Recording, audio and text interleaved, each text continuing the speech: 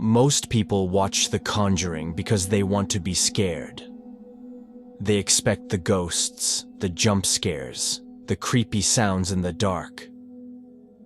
But the real terror of The Conjuring does not come from what you see. It comes from the symbols, from the hidden meanings that shape the way you feel, without you even noticing. That is why this universe has become one of the most terrifying in modern horror cinema. In this video, we are going to uncover the hidden symbolism of the Conjuring universe.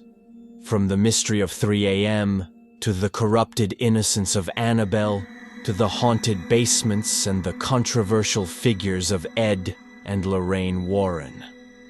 Every detail, every object, every pattern in this cinematic world carries a meaning that digs deeper than fear. It touches the core of human belief, trauma, and doubt. Before we dive into it, I want to invite you to share your thoughts in the comments. What part of The Conjuring terrified you the most? Was it the demons, the silence, or the things left unsaid? And don't forget to subscribe to this channel, The Bone Library, where we explore horror not just as entertainment, but as a mirror of the human soul.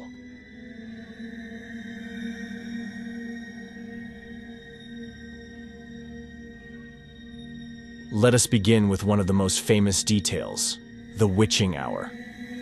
The clock stops at 3:07. At first, it feels like a coincidence.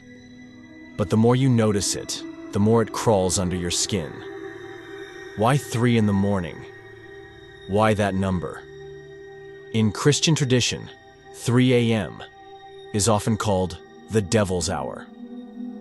It is believed to mock the Holy Trinity by reversing its sacred meaning. It is the darkest point of the night, the time when spiritual energy is at its weakest, and when demonic activity is believed to be at its strongest.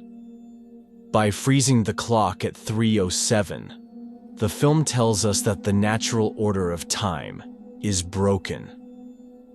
That the characters are trapped inside a space where human control ends and something else takes over. Think about how powerful that is. You could show a ghost, you could play a scream, but just by showing a clock, the filmmakers tell us something is wrong here. Even without sound, the symbol works. That's why so many fans say they now wake up at 3 in the morning and feel uneasy, even if nothing is happening. The symbol has entered their subconscious. Have you ever woken up at 3 in the morning and felt watched? Tell me in the comments. I want to know how many of you have experienced the Devil's Hour in real life. But clocks are only the beginning. Let's move to something even more powerful. The cross. In every Conjuring movie, you see crosses. On walls, on rosaries, in the hands of priests. Sometimes they are upright, glowing with hope. Sometimes they are turned upside down, shaking, cracking. Symbols of faith under attack. The cross is not just decoration. It represents the eternal conflict between light and darkness. By showing a cross in distress, the film suggests that even the strongest belief can be shaken. For an American audience, especially those with Christian backgrounds, this is more than just a prop. It touches something deep in culture. Horror works best when it violates what people consider safe. And in these films, the violation of the sacred object is scarier than the demon itself. Because it whispers, if faith can be corrupted, then what hope do you have? This is why the Conjuring movies never separate horror from religion. The haunting is not just physical, it is spiritual. The battle is not just for survival, it is for the soul. That is why the exorcism scenes feel so intense. because they are portrayed as more than rituals. They are war. Do you think these crosses are just movie tricks, or do you believe objects of faith really carry power? Let me know your thoughts below.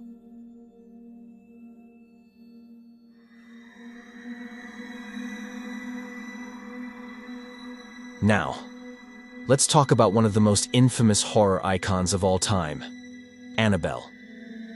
At first glance, Annabelle is just a doll, a children's toy, something that represents safety, innocence, and comfort. But in the Conjuring universe, that innocence is turned inside out. Annabelle becomes a symbol of corrupted childhood. She represents the nightmare that what should protect us can actually betray us, that the things we trust the most can be poisoned by evil. This is not an accident. Horror has always loved the image of dolls, from Chucky to Robert the Doll in American folklore.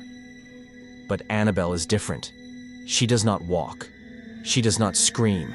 She does not even move most of the time. Yet, she terrifies because of what she represents. The loss of purity. The invasion of evil into the most fragile parts of human life.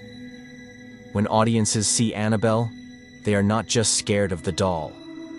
They are scared of what it means. If even a child's toy can be haunted, then nothing is safe. So, here's a question for you.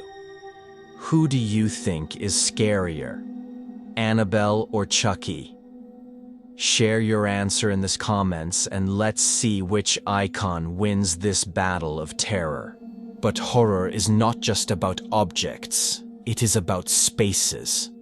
Let's go down into the basement. The basement has always been one of the most classic tropes in American horror. Why? Because a basement is hidden. It is underground. It is dark.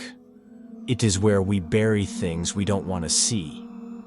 Psychologists often say, the basement in stories is a symbol of the subconscious. It represents repressed fears, traumas, and secrets. That is why in the Conjuring films, the basement is where the most terrifying discoveries are made. When a character goes down into the basement, they are not just moving through the house. They are descending into the darkest part of themselves.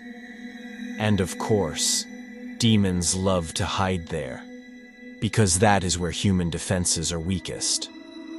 Think about your own life. What would be in the basement of your mind? What fears have you buried but not faced? That is what makes this symbol so powerful. The fear is not just about what's hiding in the dark. It's about what's hiding inside us. Be honest with me. Would you go alone into a basement at midnight with no lights? Write "I dare" in the comments if you would. And if you wouldn't, just admit it. We'll see how many people actually have the courage. Now, let's move from symbols to people. Ed and Lorraine Warren. The Warrens are based on real-life figures, paranormal investigators who claim to deal with countless hauntings. In the movies, they are more than investigators. They are portrayed as guardians of faith, as warriors standing between families and unimaginable evil. But their presence in the films also raises questions. Are they saviors? Are they heroes? Or are they exaggerated legends built for storytelling? That debate itself makes the films richer, because it forces the audience to confront their own relationship with belief. In narrative terms, Ed and Lorraine act as anchors of hope. Without them, the stories would only be about fear. With them, there is a chance, however small, that good can prevail. But notice something important. The films always test them. Their marriage, their love, their courage. It is always under attack, because horror does not want to give you easy answers. Some people believe the Warrens were frauds. Others believe they truly fought darkness. But in the movies, they become archetypes, the protectors of light, the ones who remind us that even in the deepest fear, there can be faith. What do you think? Are the Warrens true heroes, or just a Hollywood myth? Drop your opinion in the comments. I really want to know how divided we are on this. Now, let's tie everything together. When you look at the Conjuring universe as a whole, every symbol, every detail connects to universal human fears. The fear of losing faith, the fear of losing family, the fear of losing safety in our own homes. These are not random scares. They are primal. They are stitched into the human condition. That is why people all over the world, especially in America, resonate with this universe. It takes everyday things, clocks, dolls, basements, families, and twists them into nightmares. And maybe that's why these films stay with you. Long after the credits roll, you keep thinking about them. You hear a creak in your house. You notice the time on the clock. You pass by an old doll in the attic, and suddenly you remember. The horror is not gone. It lingers. Now I want to hear from you. Which of these symbols scares you the most? The clock, the cross, Annabelle, the basement, or the Warrens themselves? Share your thoughts in the comments because I love reading your perspectives. And if you enjoyed this deep dive into the hidden meanings of horror, make sure to subscribe to this channel, The Bone Library. Here, we don't just watch horror. We analyze it. We break it apart. We explore why it scares us and what it says about us. Hit that subscribe button, turn on notifications, and join our growing community of horror thinkers. Because in the end, the scariest part of The Conjuring is not the ghosts. It is the mirror it holds up to our fears, our doubts, and our fragile humanity. Stay curious, stay in the dark, and welcome to the Bone Library.